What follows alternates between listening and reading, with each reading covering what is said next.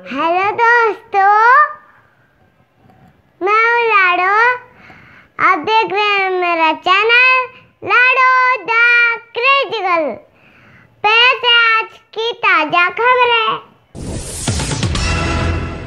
उद्धव के कार्टून को लेकर शिवसेना के गुंडों ने की पूर्व नेवी ऑफिसर की धुनाई। महाराष्ट्र के मुख्यमंत्री उद्धव ठाकरे के खिलाफ एक कार्टून फॉरवर्ड करने पर शिवसेना के कुछ कार्यकर्ताओं ने रिटायर्ड नेवी अफसर मदन शर्मा को बुरी तरह पीटा। इस हमले में उन्हें गंभीर चोटें आई हैं। इस मामले में मुंबई पुलिस ने 6 लोगों को गिरफ्तार किया है। आरोपियों में से एक शिवसेना का शाखा प्रमुख कमलेश कदम है। मदन शर्मा ने कहा, इस देश में सभी को अभिव्यक्ति की आजादी का अधिकार है और व्हाट्सएप एक शॉर्ट मीडिया है जो एक दूसरे से जुड़े रहने का माध्यम है। उस पर जो न्यूज आती है उसे हम फॉरवर्ड करते हैं। कोई कार्टून हो या मैसेज हो, वो कहाँ से बनता है, सरकार को उस पर ध्यान देने की जरूरत है। इससे पहले मदन शर्मा की बेटी शीला शर्मा ने कहा था, मैं उनकी बेटी हूँ। शुक्रवार रात 10 बजे के करीब फोन आना शुरू हो गया था और उन्हें धमकियां दी जा रही थी। कहा जा रहा था कि आपने ये कार्टून मैसेज बनाया है और आपने ही इसे फॉरवर्ड किया है। 12 बजे के करीब बहुत सारे लोग घर आए और कहा, आपसे बात करनी है, आप नीचे आ जाओ। और फिर वो मेरे पिता से बात करने के बजाय सीधा उन पे हमला करने लगे। ये लोग शिवसेना के थे। यहाँ राष्ट्रपति शासन लगना चाहिए क्योंकि यहाँ मानवता नाम की कोई चीज नहीं बची है। शिवसेना का कंगना पर हमला। सामना में लिखा, पानी में रहकर मगर से बैर। सुशांत सिंह राजपूत की मौत को लेकर बॉलीवुड अभिनेत्री कंगना रनौत और शिवसेना के बीच जुबानी जंग तेज होती जा रही है।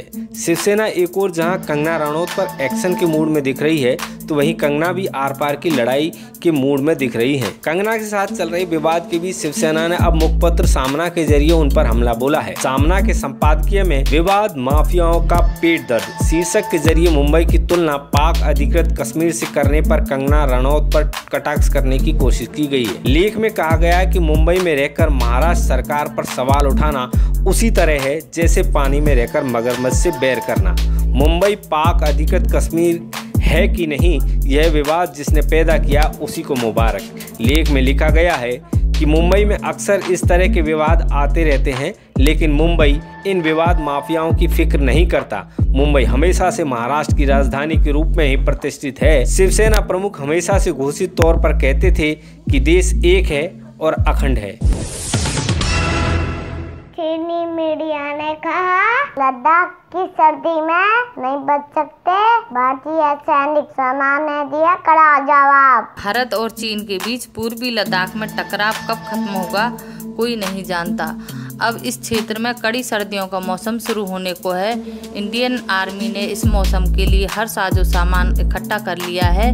वहीं चीन के सरकारी अखबार हू सीजन की तरफ से कहा है कि भारतीय जवान कड़ी सर्दी का मुकाबला नहीं कर सकते हैं और ऐसे में वह युद्ध की स्थिति में अपने आप ही हार स्वीकार कर सरेंडर कर दें। आज सेना की तरफ से ट्वीट कर चीन को आईना दिखाया गया है। इंडियन आर्मी के आधिकारिक ट्विटर हैंडल की तरफ से ट्वीट में लिखा है, सैनिक जब किसी कार्य के लिए प्रतिबद्ध होता है तो समझौता नहीं कर सकता। यह कर्तव्य और साहस के मानकों के प्रति वचनबद्धता है, राष्ट्र के प्रति पूर्ण निष्ठा है। उद्देश्य प्राप्ति ही हमारा एकमात्र लक्ष्य है। सेना ने जो फोटोग्राफ अपने मैसेज के साथ पोस्ट की है, उसमें सैनिकों को एक जमी हुई झील पर मोर्चे की तरफ मार्च करते हुए देखा जा सकता है।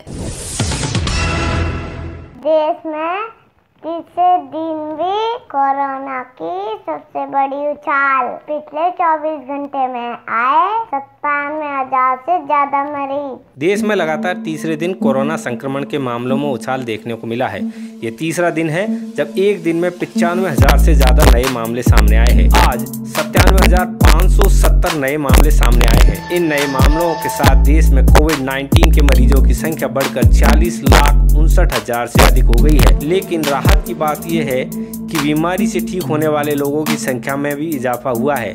आंकड़ों के अनुसार अब तक 36,24,000 से ज्यादा लोग ठीक हो चुके हैं। केंद्रीय स्वास्थ्य एवं परिवार कल्याण मंत्रालय के अनुसार पिछले 24 घंटों में 1,201 लोगों की मौत होने से मृतकों की संख्या बढ़कर 77,472 हो गई है। मरीजों के स्वस्थ होने की दर बढ़कर 77.77% हो गई है, जबकि मृत्यु दर में गिरावट आई है और यह 1.66% है।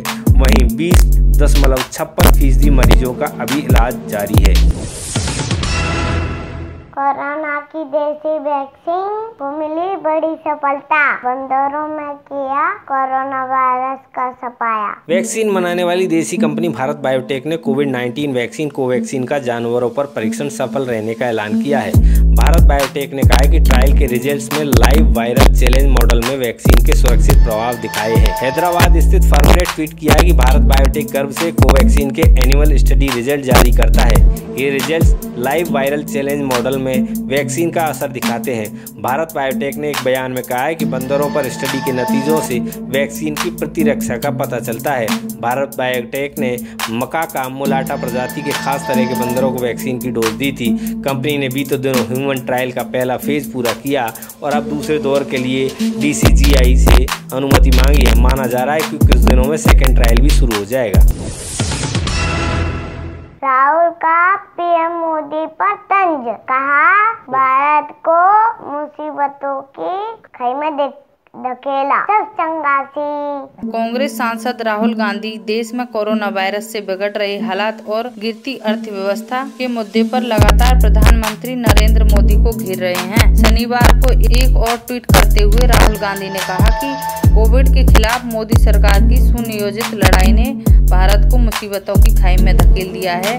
GDP में 24% ऐतिहासिक कमी, 12 करोड़ नौकरियां खोई, 15.5 लाख करोड़ अतिरिक्त तनावग्रस्त कर्ज, विश्व में कोविड के सर्वाधिक दैनिक केस, मौतें, लेकिन गवर्नमेंट मीडिया कहे सब चंगासी।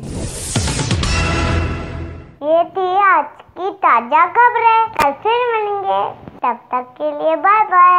मेरे चैनल को लाइक करिए, सब्सक्राइब करिए। Thank you.